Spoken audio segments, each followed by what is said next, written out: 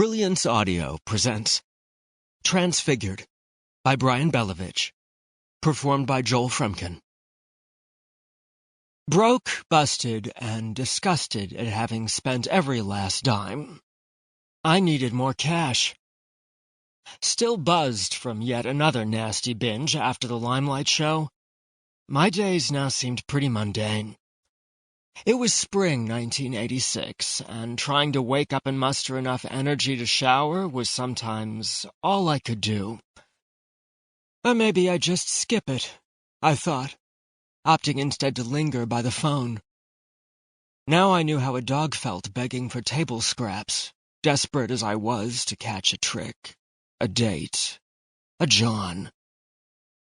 My minuscule Hell's Kitchen studio apartment on West 45th Street was becoming more like a cell block.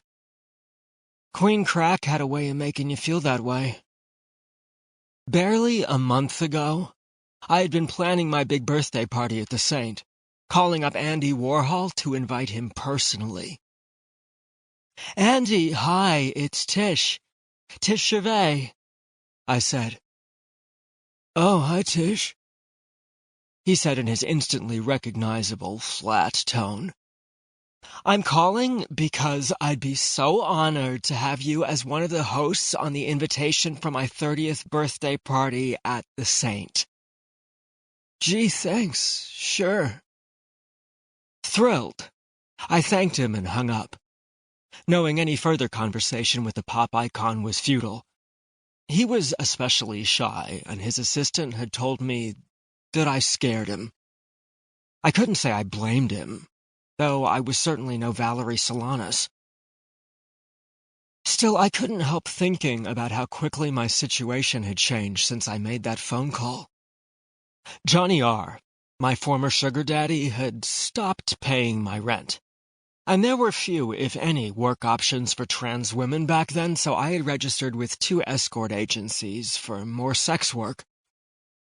Somehow sashaying in and out of fancy hotels like the Plaza, the Waldorf Astoria, and the St. Regis lessened the sting of shame.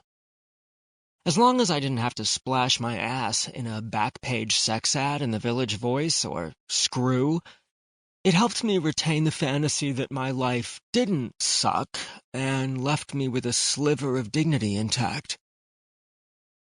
Plain and simple, I'd been whoring my whole life. It wasn't the ends to my means, nor did I want to claim it as a career choice. Not that there was anything wrong with sex work. It's just that I always had bigger dreams for myself. That my acting and party-promoting career was practically zilch by then. Indeed, the only acting I was doing was acting like everything was fine, when in fact it wasn't.